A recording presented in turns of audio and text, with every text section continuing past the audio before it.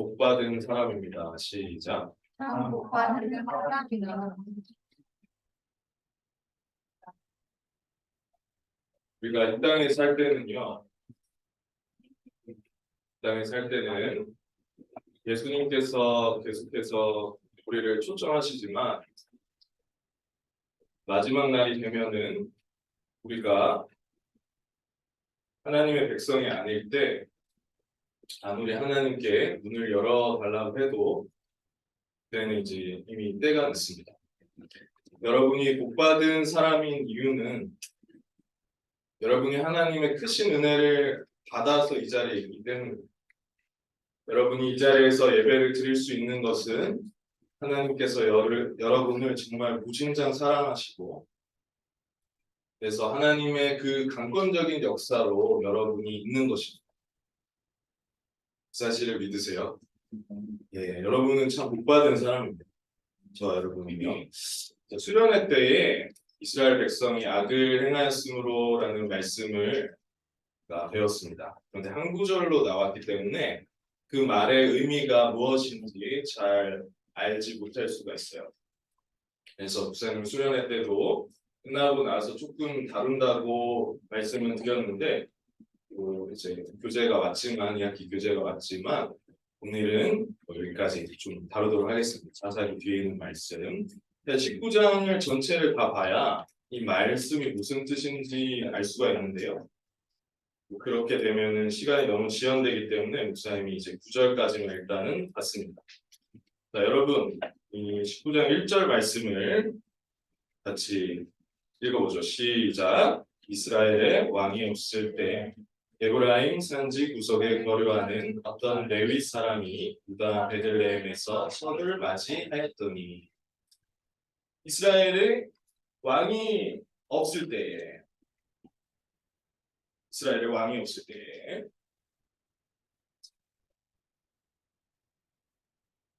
이스라엘의 왕이 없을 때 그러니까 처음에 사사기 6장 1절 말씀 제가 인용해서 대표해 드렸는데 하나님의 목전에 악을 행하였고 그때 당시에 이스라엘 백성이 하나님께 악을 행했고 이스라엘에게 그게 상태가 왕이 없다라고 얘기를 합니다. 자, 사사기는 몇 장까지 돼 있을까요, 여러분?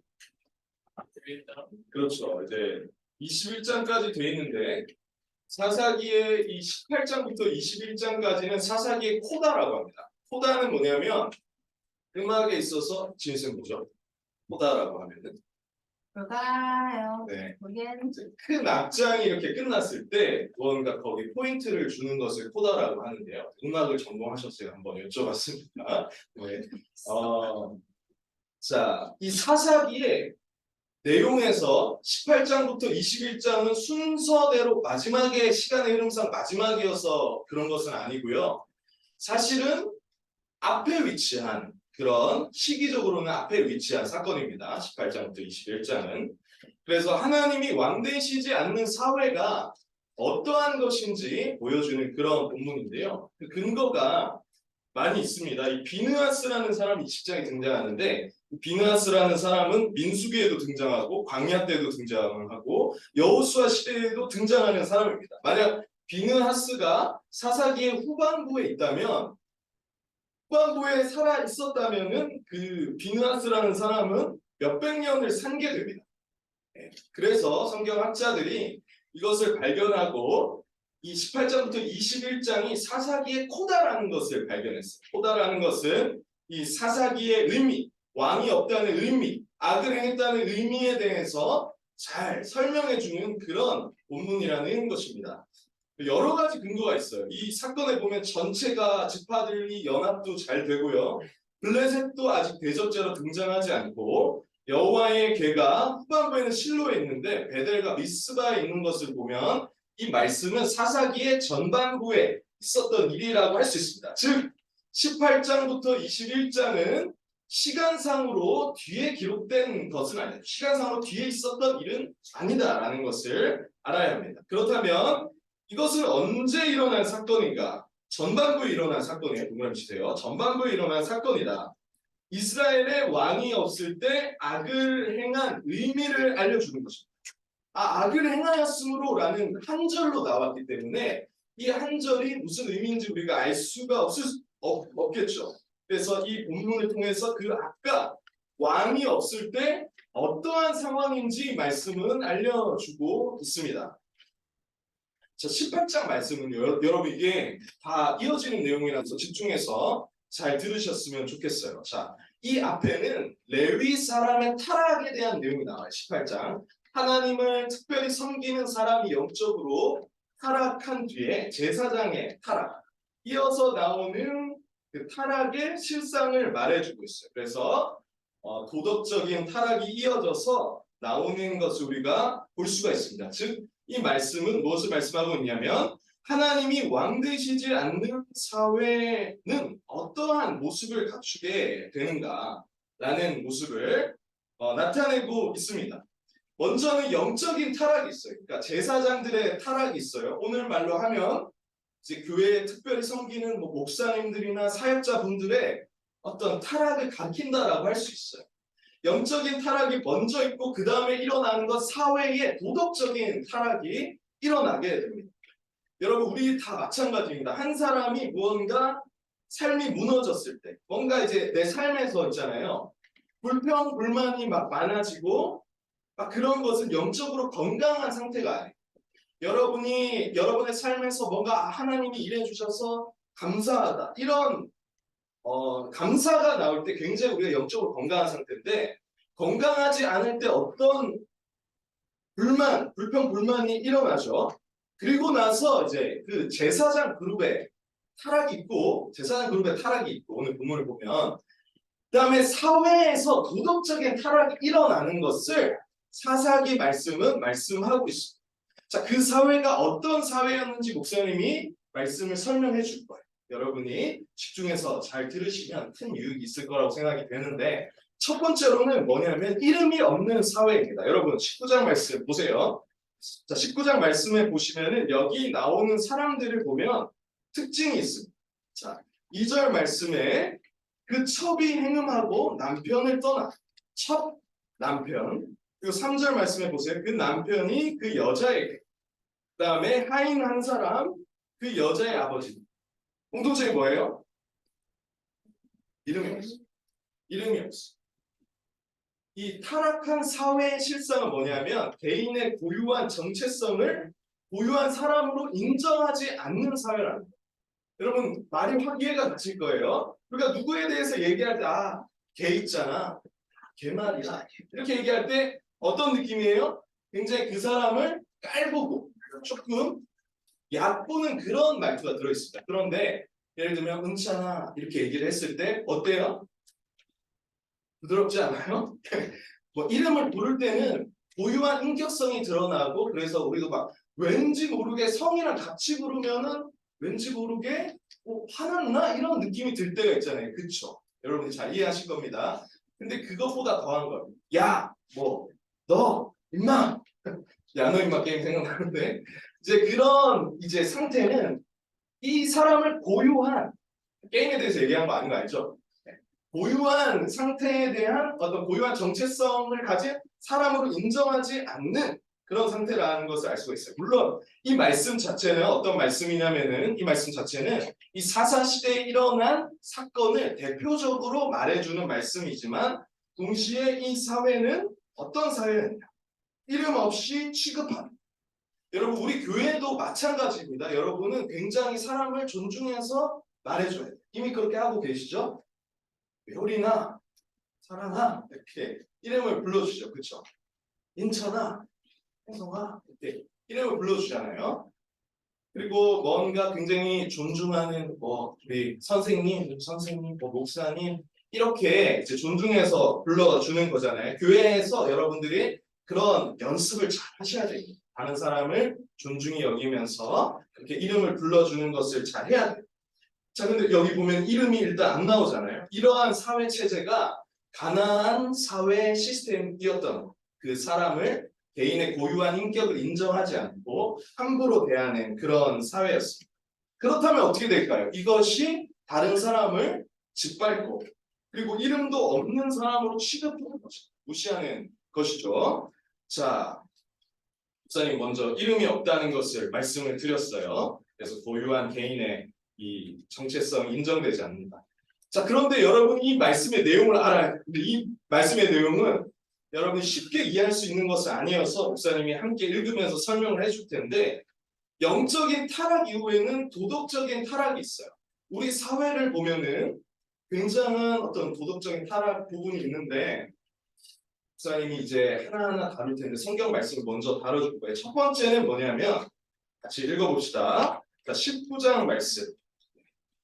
19장 1절 말씀 같이 읽어봅시다. 시작. 이스라엘에 왕이 없을 그때에 에브라임 산지 구석에 거류하는 어떤 레위 사람이 유다 베들레헴에서 첩을 맞이하였더니.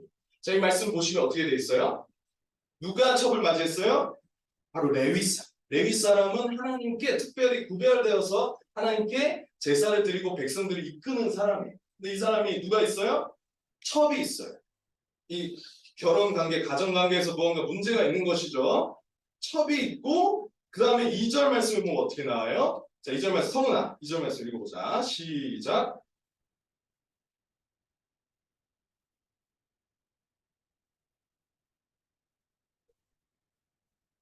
네, 잘 읽어주셨어요. 그 레위인의 첩이 있었는데, 이 첩이 또 음행을 했대.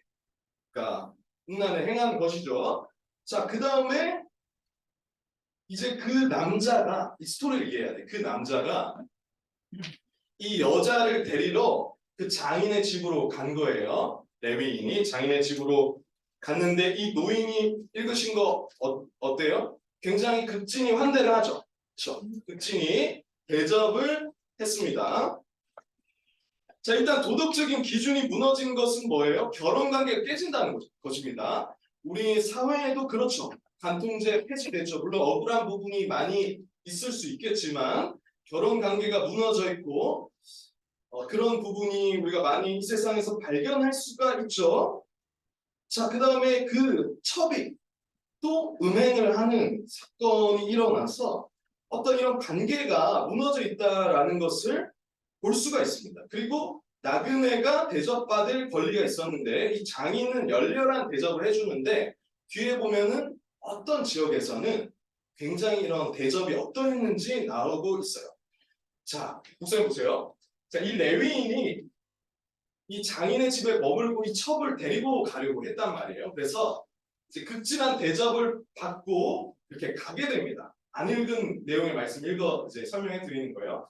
그래 가는데 한 10km 정도 갔는데 이제 좀 돌아가기에는 너무 먼 거예요. 그래서 어떻게 했냐면은 이방 지역에 여러분 그렇잖아요. 우리나라 이제 거의 이제 귀국했어요. 여러분이 세계 여행을 이렇게 쭉 했는데 귀국할 때 한국으로 들어올래요? 좀 더 시간이 걸려도 한국으로 들어올래요? 아니면 일본으로 갈래요? 한국으로 들어오겠죠. 너무 이제 여행이 지치고 힘들 때 무슨 말인지 알겠어요? 일본으로 가실 거예요. 자, 그래서 이렇게 들어오려고 좀 더 시간이 걸려서 들어왔단 말이에요. 왜냐하면은 내가 조금 쉬어야 되고 편안하게 해야 되는데 나의 동족이 있는 그런 사회에 있어야 되기 때문에 그것이 내가 쉬기에 좀 더 편안하잖아요. 그래서 길이 좀 더 멀어도 자기 고국 땅으로 좀 더 10km 정도 더 간 거예요. 그래서 고국 땅으로 갔는데 우리는 지금 이 서울 땅에 살잖아요. 그렇죠? 서울 땅에 사는데 서울까지 못 간 거예요. 거기까지는 못 가고 한 부산 정도 간 거예요. 타지죠. 그래도 우리 고향은 아니고 우리 지역 사람은 아닌 거예요. 그 지역에 도달했는데 이 지역이 기브아라는 곳이에요. 자, 채은아. 자, 16절 말씀 읽어봅시다. 시작.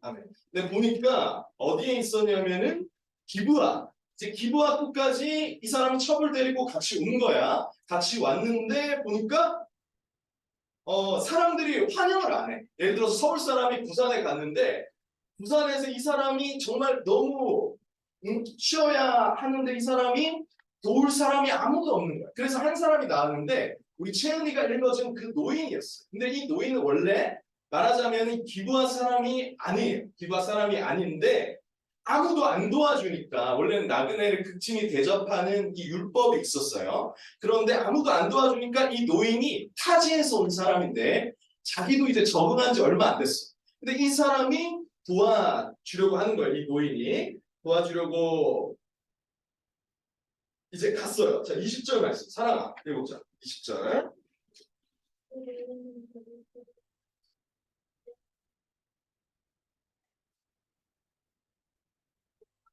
아멘. 네, 잘 읽었어요. 자, 그 노인이 내가 다 담당할 테니까 나는 이제 이 지역 사람은 아니지만 타향살이를 하는 사람이지만 당신을 이제 대접하겠습니다. 그러니까 좀 이상하잖아요. 일단은 이 지역 사람이 아닌 사람들이 모두 이 레위인이 너무 힘든데 대접하거나 초대하거나 그렇게 하지 않았어요. 그때 당시의 문화는 나그네를 대접하는 것이 너무 중요한 하나님의 말씀이었는데 그렇게 하지 않았고 오히려 타지에서 온 지 얼마 안 된 노인이 이 사람을 집에 초대하게 됩니다. 그런데 여기서 정말 끔찍한 일이 일어납니다.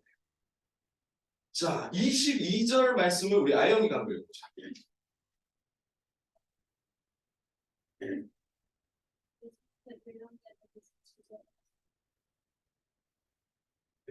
주인 너희에게 말하여 주되 왠지 너희 사람을 끌어내가 우리만 되어 분명하게 하니 그렇죠. 이제 그 사람이 초대해서 이 레위인과 레위인의 첩을 데리고 와서 쉬고 있는데 지금 어떤 말씀이 나와요? 누가 찾아왔죠? 불량배들이 찾아왔어요. 그래서 문을 막 쾅쾅쾅쾅 두드리면서 노인에게 말하는 거예요. 그 노인도 여기 타향살이 지금 온 지 얼마 안 된 사람이죠. 야, 너네 집에 들어온 사람을 끌어내라. 우리가 그와 어떻게 하겠다고? 관계. 이게 무슨 단어인지 알아요?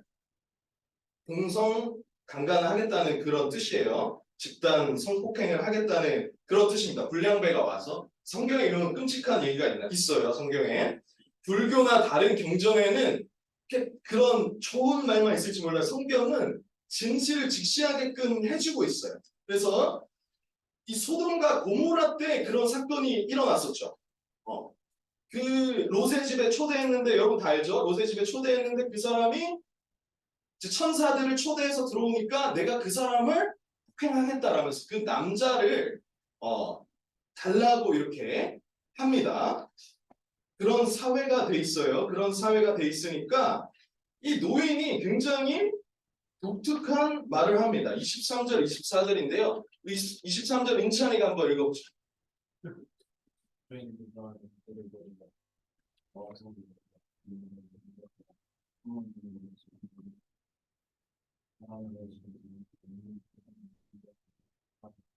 그렇죠. 집주인이 나와서 이런 악행을 저지르지 말라고 하면서 말하는 말이 있습니다. 예담아, 자 24절.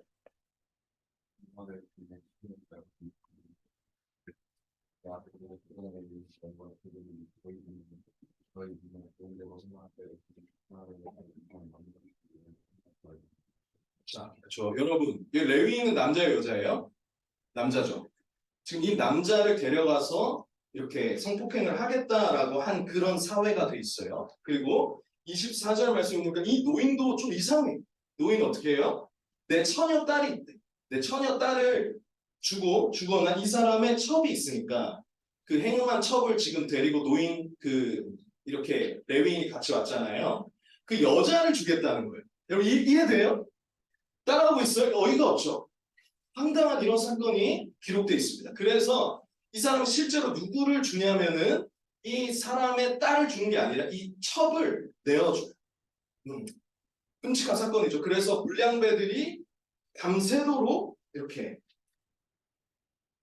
집단 성폭행을 하게 됩니다. 자, 그래서 그 내용이 성경에 다 나와 있어요. 여러분 이것들이 성경에 다 있습니다. 자, 25절, 26절 말씀을 누가 승주가 한번 읽어보자.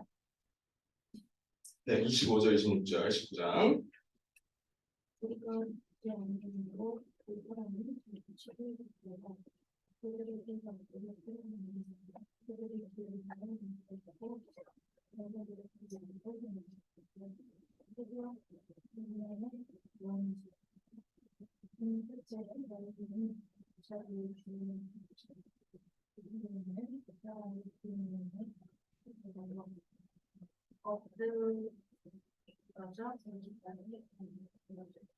잘 읽었어요.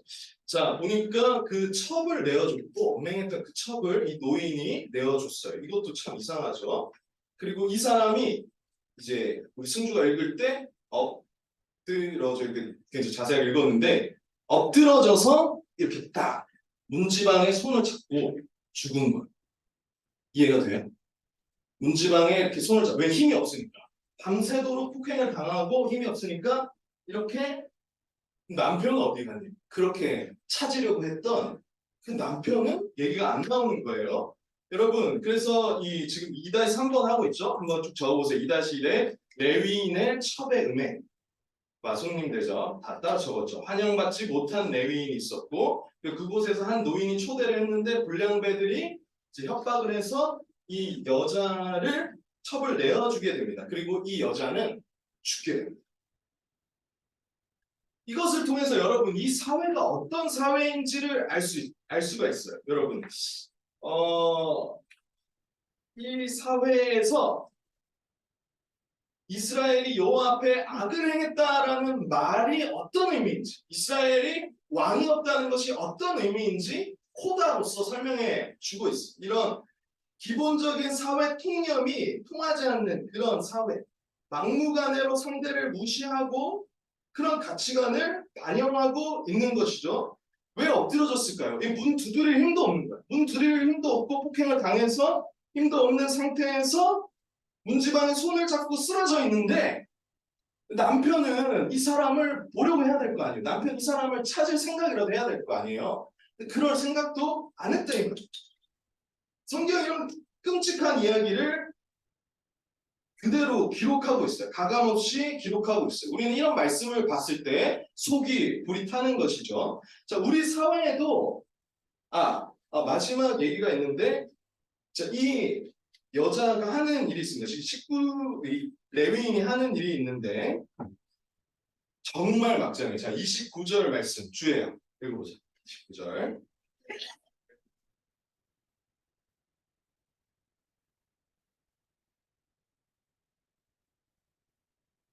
이해했어요? 호러 영화 아니야 이거? 네. 끔찍한 일이죠, 여러분. 넷플릭스 저리 가라죠. 네? 그러니까 그 여자가 첩이 죽었잖아요. 그래서 자기 집으로 이제 되돌아가서 그 첩을 포막내서 12지파에 보냅니다. 네. 이 사건이 사사기의 마지막에 기록돼 있어요. 잘 모르셨죠?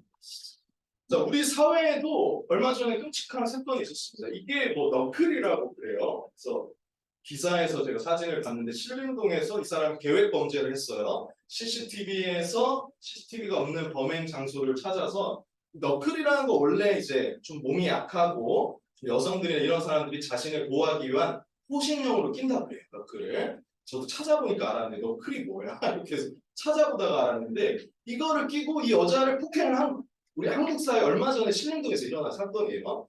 그렇게 해서 폭행을 한 다음에 이 사람을 성폭행을 했어요. 그 사건이 일어났고 너무 깜짝 놀라서 목사님이 너무 깜짝 놀라서 뉴스를 봤는데 위중하다 중태에 빠졌다. 그래서 좀 괜찮았으면 좋겠다. 정말 별일 없었으면 좋겠다고 했는데 죽었다고 하더라고요. 네. 그래서 지금 이 사건이 지금 진행되고 있는데 우리 사회에서도 지금 엄청나게 끔찍한 일들이 벌어지고 있죠. 자, 여러분에게 이 말씀을 왜 드리는 것이? 여러분, 우리는 현실을 직시를 해야 돼요. 이 현실을 직시하고 이 성경의 말씀은 어떤 19금으로 되어 있는 게 아니잖아요. 그렇죠? 여러분 모두에게 주는 하나님의 말씀이잖아요. 하나님께서 우리에게 하나님과의 관계가 무너졌을 때 하나님이 왕되시지 않는 사회가 어떻게 되는지 그것을 말씀해 줌을 통해서 그것이 하나님이 왕되지 않는 것이 얼마나 끔찍한 일인지 설명해 주고 있습니다. 자, 누구에게만 소망이 있느냐? 자, 사사기 끝을 한번 봅시다. 사사기 우리 태성이가 사사기 21장까지 있습니다. 이렇게 말 잘 해줬는데 전체를 요약해 주고 있어요. 21장, 25장 사사기 끝에 가보세요. 룻기와 사사기 사이에 있죠. 같이 읽어보겠습니다. 시작. 그때에 이스라엘의 왕이 없으므로 사람이 각기 자기 소견에 옳은 대로 행하였더라. 아멘. 네, 왕이 없으므로 하나님이 왕 되시지 않으니까 각자 자기가 왕 되어서 활동하는 사회가 이러한 모습이었습니다. 이 물꼬를 찾아 올라가면은 영적인 타락이 먼저 있어요. 도덕적인 타락, 예를 들어서 뭐 살인이라든지 뭐 폭행이라든지 여러 가지 이런 사건들이 있기 전에 일어나는 사건이 뭐냐면 하나님과의 관계가 무너진다는 거예요.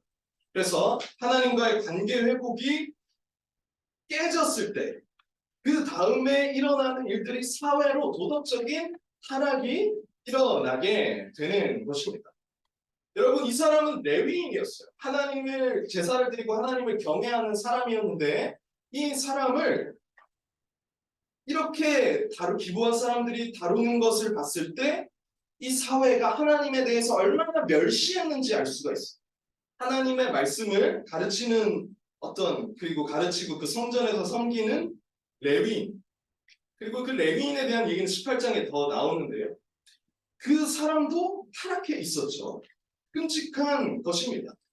여러분, 모든 사회의 도덕적인 타락은 어디서부터 시작되냐면은 하나님과의 관계가 무너지는 것에서부터 시작이 돼요.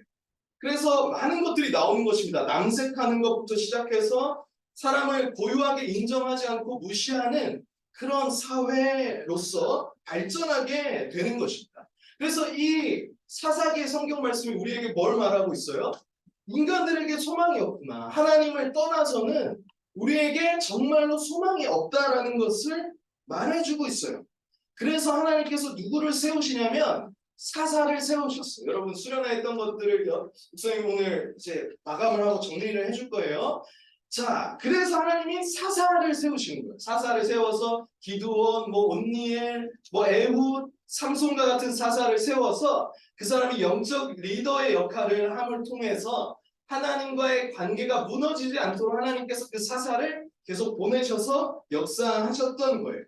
누군가 영적인 리더가 있으면 이러한 체제가 유지가 될 텐데 영적인 리더조차 타락했을 때는 온 사회가 엉망진창이 되어버려요. 다 자기 개인 욕심과 개인의 이런 욕심을 채우는 데만 관심이 있는 것이죠. 이것을 통해서 우리가 무엇을 알 수 있나요? 모든 소망은 오직 하나님께만 있다는 것을 알 수가 있습니다. 그래서 우리의 시선을 이 사회가 왜 이러지?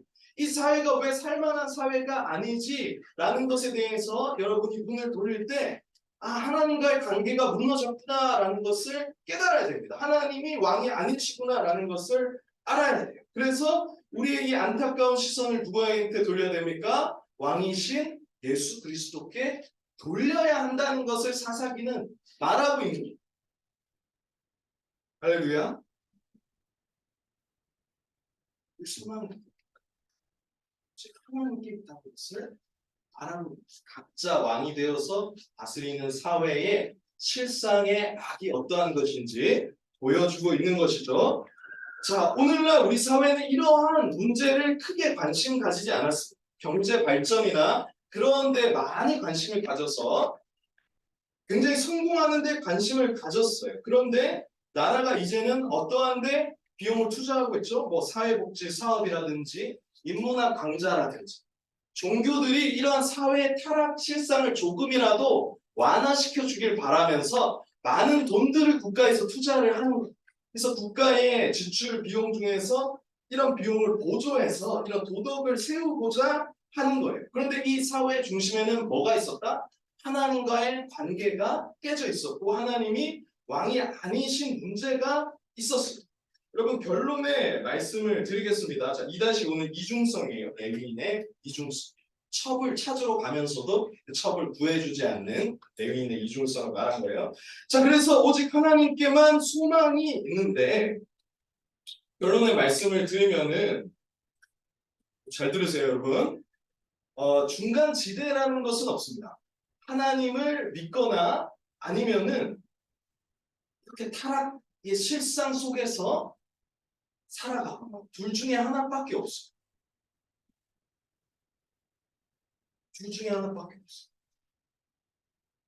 하나님을 믿지 않으면은 하나님이 왕 되시지 않는 사회 속에서 이렇게 살아가는 것입니다.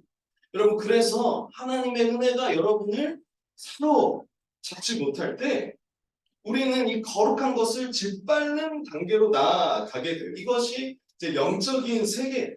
그래서 여러분, 하나님의 은혜 방편을 사모하십시오. 여러분, 이 자리를, 예배 자리에서 하나님의 말씀을 듣고 더욱 나오십시오. 여러분이 이 자리에 멀어지면 멀어질수록 여러분은 어디로 가는 것입니까? 하나님이 왕 되시지 않는 이러한 사회의 일원으로서 여러분이 존재하게 되는 것입니다. 이러한 악한 진실이 왜 성경에 있습니까? 이러한 것을 청소년인 여러분에게 왜 가감없이 선포되는 것입니까? 성경은 이러한 진실을 이야기하는 거예요. 하나님의 은혜에 사로잡혀서 살지 않을 때에 인간들의 모습이 어떠한 것인지 말해주는 것입니다. 여러분, 그래서 여러분이 하나님의 은혜에 멀어졌을 때 어느 때라도, 수련회가 끝나고 어느 때라도 하나님의 은혜에 멀어졌을 때 그것을 방치하지 마십시오. 여러분이 하나님의 말씀을 듣는 것이 좋지 않게 느껴지고 귀찮게 느껴지고 하나님의 말씀을 듣는 것을 가볍게 여기는 징조가 나타날 때 그것은 필연적으로 은혜를 짓밟고 극단으로까지 나아가게 되는 이 물꼬를 터주는 것이기 때문에, 그래서 여러분들이 깨어서 하나님이 왕 되시게 하고 그렇게 은혜의 자리에 계속해서 나오시길 바랍니다. 할렐루야. 그리고 평균 정도의 신앙생활이라는 게 있는 게 아니에요. 하나님을 섬기거나 바알과 아세라를 섬기거나 둘 중에 양갈래 길밖에 없는 것입니다. 그래서 여러분은 오직 하나님만을 왕으로 섬기고 그리고 그분께 소망을 두시며 살아가시는 저와 여러분들 되시기를 예수님의 이름으로 축복합니다. 네, 찬양.